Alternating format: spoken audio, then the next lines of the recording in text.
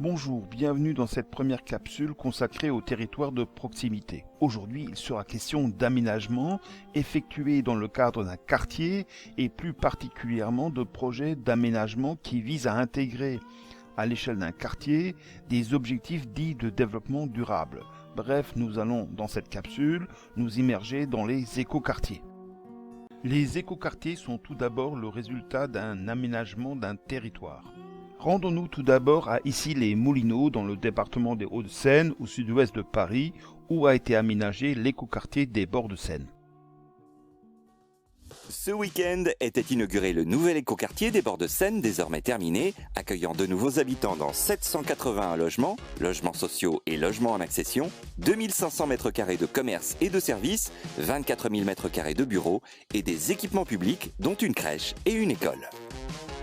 Cet ancien quartier industriel qui accueillait notamment l'usine Thiru laisse place désormais à un nouveau quartier de 3,5 hectares, symbole de la ville durable.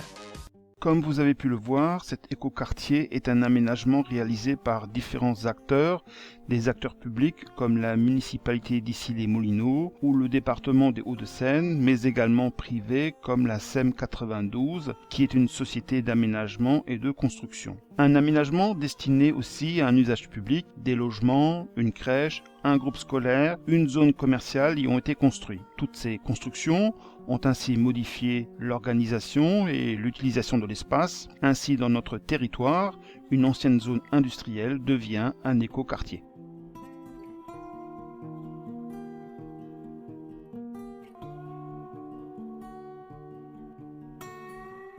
Qu'est-ce qu'un écoquartier? De quelle manière architectes et urbanistes aménagent-ils ces territoires? Écoutons à ce sujet Françoise-Hélène Jourdain, architecte aujourd'hui décédée, mais qui fut une des premières à militer en France pour la prise en compte de la durabilité dans les projets d'aménagement urbain. La ville durable est née il y a, on va dire, 10-15 ans, au moment où on a beaucoup parlé d'architecture durable, dans certains milieux en tout cas, préalablement au Grenelle, et où on s'est posé la question de généraliser un petit peu tout ce qu'on avait imaginé au niveau du bâtiment, au niveau du quartier, et puis où on s'est posé des problèmes de fond, c'est-à-dire des problèmes de mobilité, des problèmes de gestion de l'eau, des problèmes qui intéressent en fait l'ensemble des bâtiments. C'est le domaine du partage entre les bâtiments, la ville et le plan masse. Le passage du bâtiment à la ville durable, il ne se fait pas comme ça. Il ne s'agit pas d'une excroissance du bâtiment pour faire une ville durable. Il s'agit d'abord de construire, enfin d'imaginer un quartier qui soit un quartier qui ait le minimum d'impact sur les ressources de la planète, les ressources à notre disposition. Et puis ensuite, on va décliner des bâtiments à l'intérieur. Donc il s'agit de concevoir des morceaux de ville qui soient relativement denses, hein, puisque la densité va nous permettre d'économiser les sites alentours qui seront dévolus à de la végétation, par exemple. Donc de construire de manière dense, de manière effectivement où les bâtiments seront des objets compacts dans la ville, construire avec des circulations qui privilégient le piéton et les circulations douces, bien évidemment, donc essayer de bannir les parkings ou de les mettre en silo à l'entrée du quartier. Il s'agit aussi de recueillir les eaux de pluie, de traiter les effluents, et puis il s'agit à un niveau social aussi, hein, d'intégrer d'autres populations, des populations qui sont un peu en fragilité et qu'on va pouvoir réinsérer dans le monde social par le biais d'habitations à loyer très très modéré. Il s'agit aussi d'introduire de la mixité fonctionnelle dans la ville, d'avoir de partout, de quoi travailler, de quoi se loger, de quoi se nourrir, de quoi s'habiller, de quoi se cultiver, de quoi faire du sport au centre du quartier. Donc il s'agit d'une démarche globale qui chaque fois est différente. Dans chaque site, c'est un sujet différent, une méthode différente et un résultat différent.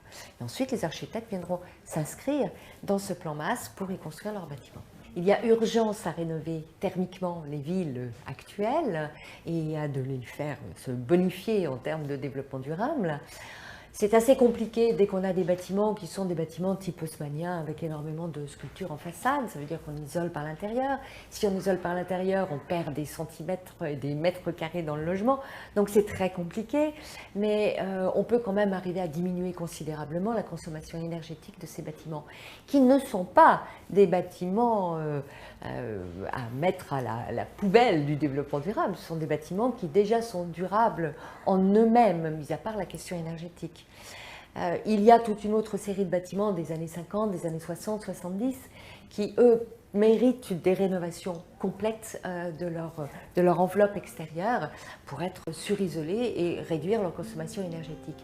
Pour finir, repartons dans l'écoquartier des bords de Seine d'ici les Moulineaux et écoutons le témoignage de certains de ses habitants. Aussi l'enlèvement des déchets qui se fait par pneumatique, que j'apprécie beaucoup parce que c'est nouveau, il n'y a pas de nuisance. Je dirais que tout le monde se félicite de la cohabitation entre logements sociaux, logements classiques, mélange entre commerce et école.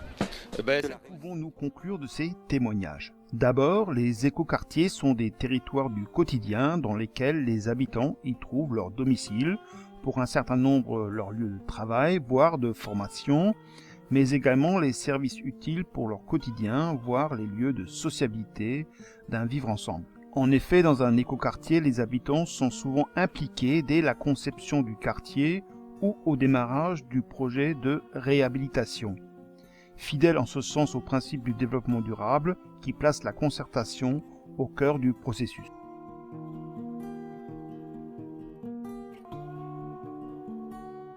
Nous sommes ici devant la ZAC Pajol, au nord de Paris, dans le 18e arrondissement, entre les voies ferrées de la gare de l'Est à l'ouest et celles de la gare du Nord à l'est. Jusque dans les années 1990, cette zone d'activité, avec sa plateforme de chargement de marchandises, était intégrée au cœur du tissu industriel nord-parisien. Après l'arrêt de l'activité industrielle, le site appartenant à la SNCF devint une friche urbaine. Au début des années 2000, à l'initiative de différents acteurs comme la municipalité, des architectes, des paysagistes, mais également les habitants du quartier, fut décidé l'aménagement autour de la Halle Pajol d'un écoquartier. Mais est-ce que cet aménagement répond à tous les critères d'un écoquartier ? C'est ce problème que vous devrez résoudre à notre prochaine rencontre.